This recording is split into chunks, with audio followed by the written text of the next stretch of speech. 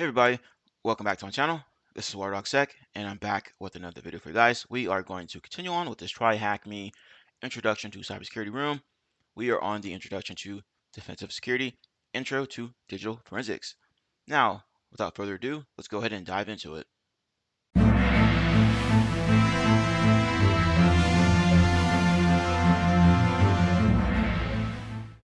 Task 1, Introduction to Digital Forensics. Forensics is the application of science to investigate crimes and establish facts. With the use and spread of digital systems such as computers and smartphones, a new branch of forensics was born to investigate related crimes, computer forensics, which later evolved into digital forensics. Think about the following scenario. Law enforcement agents arrive at a crime scene. However, part of the crime scene includes digital devices and media. Digital devices include desktop computers, laptops, digital cameras, music players, and smartphones, to name a few.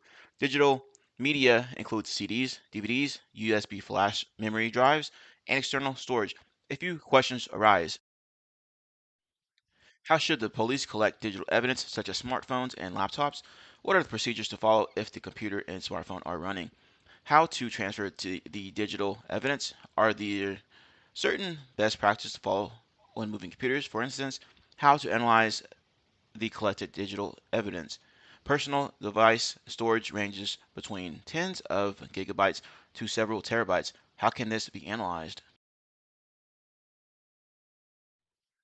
Assuming this employee is suspected in the figure above, we can see the digital devices that might be of interest to an investigation.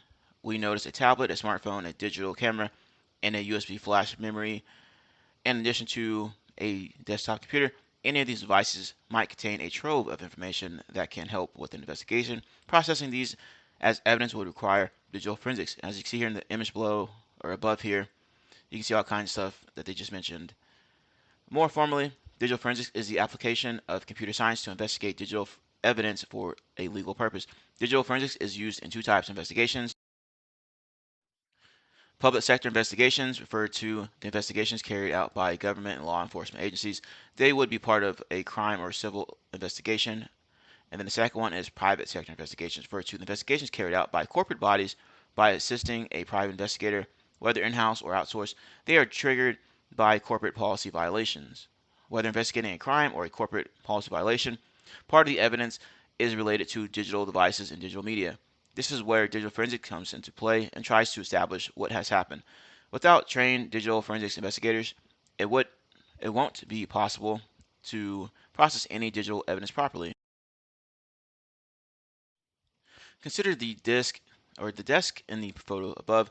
In addition to the smartphone camera and SD cards, what would be interesting for digital forensics? All right, so let's go ahead and take a picture. Take a look at this picture here.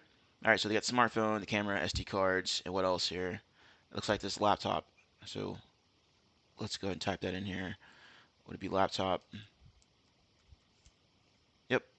And let's go ahead and continue on to task number 2 here. We're going to talk about digital forensics process. As a digital forensics investigator, you arrive at a scene similar to the one shown in the image above. What should you do as a digital forensics investigator? After getting the proper legal authorization, the basic plan goes as follows. Step number 1, acquire the evidence. Collect the digital devices such as laptops, storage devices, and digital cameras. Note that laptops and computers require special handling if they are turned on. However, this is outside the scope of this room. Number 2, establish a chain of custody. Fill out the related form appropriately, sample form. Go ahead and click this, check it out. The purpose is to ensure that only the authorized investigators had access to the evidence and no one could have tampered with it. Number 3, place the evidence in a secure container. You want to ensure that the evidence does not get damaged. In the case of smartphones, you want to ensure that they cannot access the network so they don't get wiped remotely. Number 4, transport the evidence to the digital forensics lab.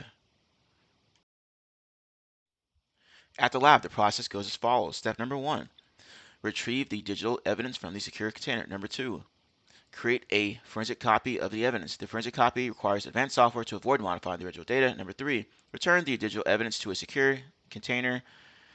You will be working on the copy. If you damage the copy, you can always create a new one. Number 4, start processing the copy on your forensic workstation.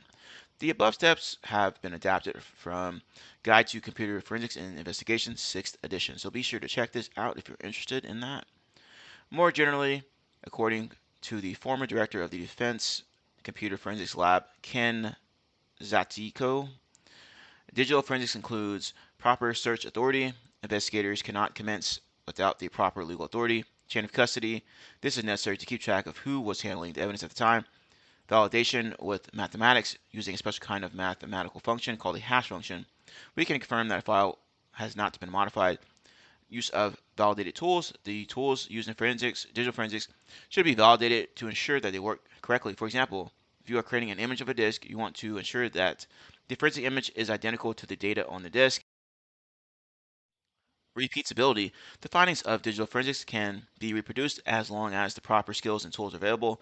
And then you got reporting. The digital forensics investigation is concluded with a report that shows the evidence related to the case that was discovered. All right, let's answer this question here. It is essential to keep track of who is handling it at any point in time to ensure that evidence is admissible in court. What is the name of documentation that could help establish that? Remember, that's going to be the chain of custody. You're keeping that record of where this is going. If I can spell correctly, chain of custody. There we go.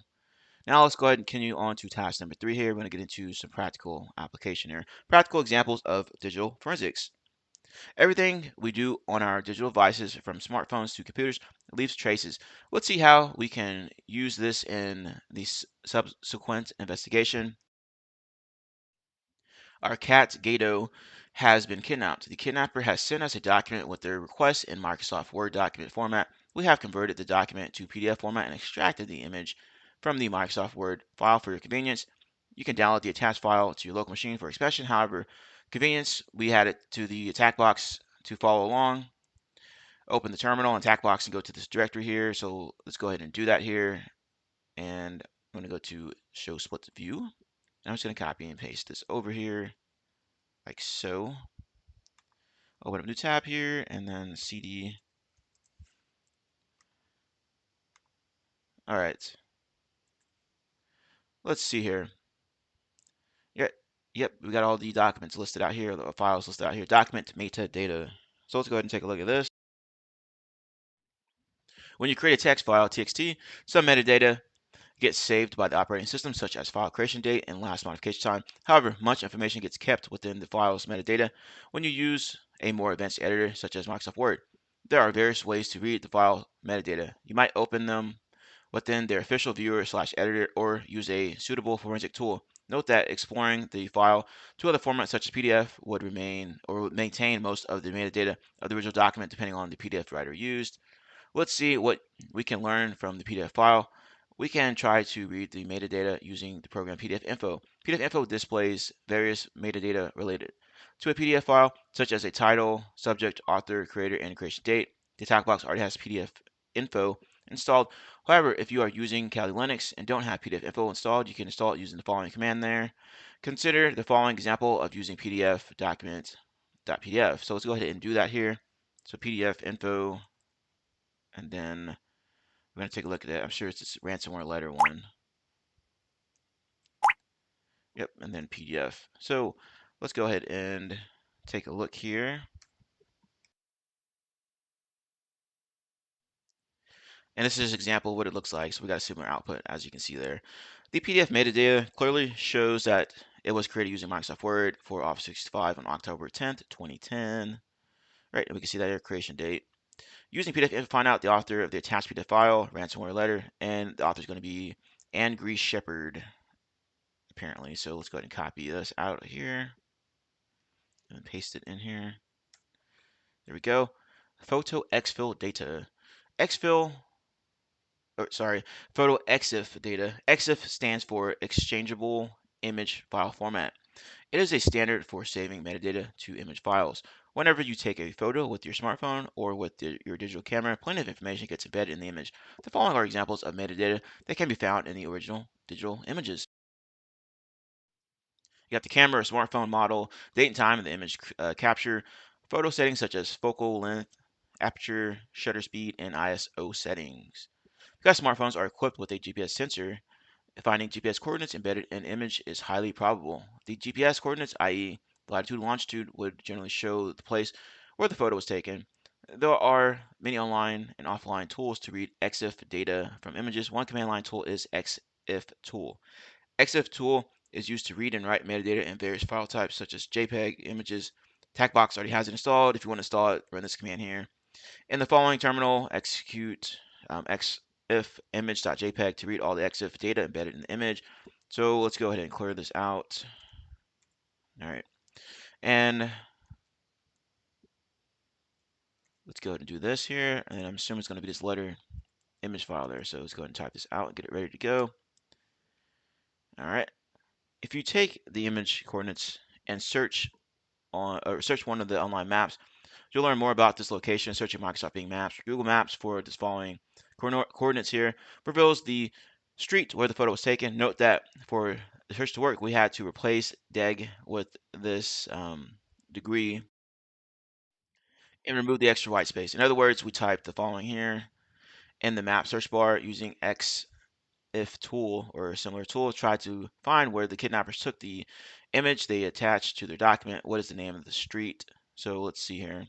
Let's see if this has internet on this attack box. We can just go to Google Maps here and do it here. All right. So GPS position here. I wonder if we can just use this and just copy it out of there. So copy like so.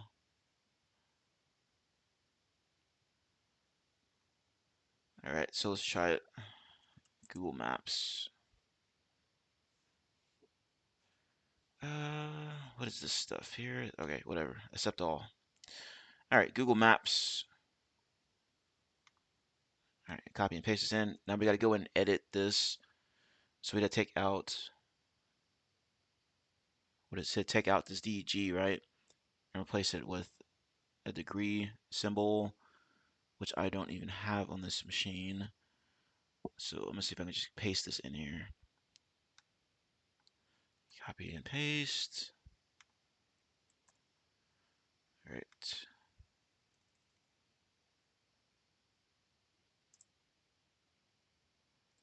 Extra white space. So, all right, make sure this is cleaned up like so. All right, so make sure there's any other stuff in there. Okay, now let's see if this works. And it says we are in the UK. What is the name of the street? So this looks like the name of the street here. Copy this out, paste it over here. It's going to be Milk Street. Hey everybody, just a quick little blurb here. As you can see here, most people that view my channel are not subscribers. If you're new here, please consider subscribing to the channel. If you're enjoying the video, please consider hitting the like button. It helps get me in the algorithm, helps spread the good word out there, helps bring more people and increase our glorious community here. All right, I'm all about helping out others. I know what it's like to come up in cybersecurity or even try to get into cybersecurity and not knowing where to look. I'm just having this channel up so I can help out other people. All right, that's all I got. All right, they want you to spell it all the way out. And that's exactly what I did. The next question says, what is the model name of the camera used to take this photo? All right, so you scroll back over to this output from this EXIF tool. You go down and you can see the camera model name there. And we're just going to copy this bad boy over and paste it. And that should be it. All right, folks, that wraps it up. If you enjoyed this video, if you got any type of value out of this video, please consider hitting that subscribe button with the notification bell. If you're new here, hit the like button, comment below your thoughts and opinions, share the video, all that good stuff. As always, thank you all for watching. Have a nice day, and I will see you later.